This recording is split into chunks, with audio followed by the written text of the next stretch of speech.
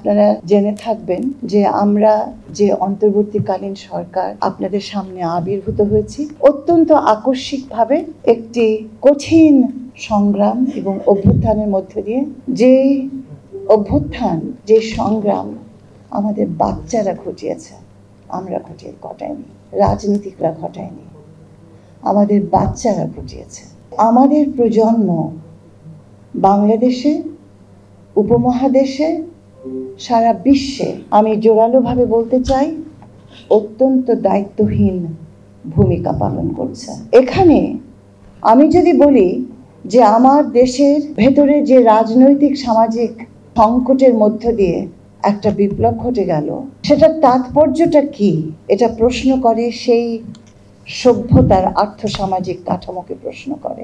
তার ফলে আমি যে কাঠামোটা আমার দেশে তৈরি করেছি সেই কাঠামোকে প্রশ্ন করে এবং সেই কাঠামোটাকে বাঁচিয়ে রাখার জন্য আমি এমন একটা পুঁজিবাদী সমাজ তৈরি করি যে সেই সমাজ ব্যবস্থার যে দর্শন আছে, তথাকথিত গণতন্ত্র আছে, সেই সভ্যতার, সেই ইকোনমির, সেই রাজনীতি প্রয়োজন হচ্ছে এমন একটা রাজনীতি, যে রাজনীতি আমরা বলে থাকি আজকে 50, 60, 70 বছর থেকে গণতন্ত্রের কথা।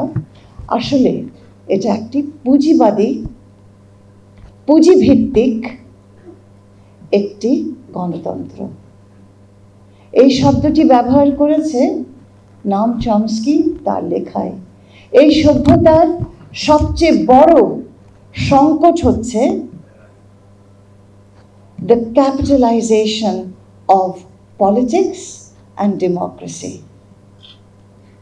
এবং আমি এই পলিটিক্যাল কাঠামো যদি না তৈরি করি, তাহলে যারা এই পলিটিক্যাল শক্তি, এই ইকোনমিক শক্তি, অর্থনৈতিক শক্তি নিয়ে সারা বিশ্বে দাঁড়িয়েছেন, তাদেরকে এই পলিটিক্সটাই তারা ধারণ করেন। একটা অলিগার্কি তৈরি হয়েছে, শুধু বাংলাদেশে নয়, বিশ্বব্যাপী। COP 1, COP 2, COP 3, COP 29 কেন ঘটে না? কেন পরিবর্তন হয় না? কেন আমরা নাড়া দিতে পারি না? কারণ বিশ্বের অবকাঠামো এমন একটা নৈতিকতার ভেতরে তৈরি হয়েছে এবং সেটাকে ঘিরে যে শক্তি তৈরি হয়েছে, এটা একটা বিশাল শক্তি এবং এই শক্তিটাই পৃথিবী শাসন করছে এবং এই শক্তিটাই আমার দেশকে শাসন করছে। কেন এত বড় প্রেক্ষাপটে নিলাম? কারণ সবচেয়ে দুঃখের বিষয় হচ্ছে, আমরা যদি জলবায়ুকে তার ন্যায্যতার জায়গায়, জলবায়ুকে আমরা যদি প্রতিহত না করতে পারি, there will be a civilizational, existential crisis. এই অভ্যুত্থানটা, এটা হচ্ছে একটা wake up call. It's more than a wake up call. We've lost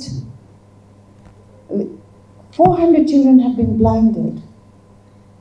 Nearly 30,000 children and young people and our citizens have been incapacitated. They've lost their arms, they've lost their legs, they've lost their, it's unbelievable. And 1,500 have been martyred, died. এবং আমি শুধু এটাই বলতে চাই যে আমাদের কে মাথায় রাখতে হবে, আমরা এখন থেকে যে কাজগুলো করব, এমনটি যেন না করি যখন আমরা বিদায় নেব এই পৃথিবী থেকে, এই বাচ্চারা আমাদেরকে ধিক্কার জানাবে। আমরা এমন যেন কাজ করি, তারা যেন বলে যে সর্বশেষে তারা চেষ্টা করে গেছেন, আমাদেরকে কিছু একটা দিয়ে গেছেন। We must do that. We owe it to our children, and the whole of South Asia must do it together. Even we have to have a united South Asia in spirit, in the values we represent, in the culture we uphold, because as a culture, South Asia is an integrated whole. The political differences, the hegemonic mentalities have to be foregone. Even we all know that even in the geopolitics of this region, we are going through one of our most critical moments. But I believe that at the end of the day, wisdom will prevail. And those who have the powers will rise up to the occasion, and we will unite, and we will build a better South Asia based on our Ganga, Brahmaputra, Meghna basin.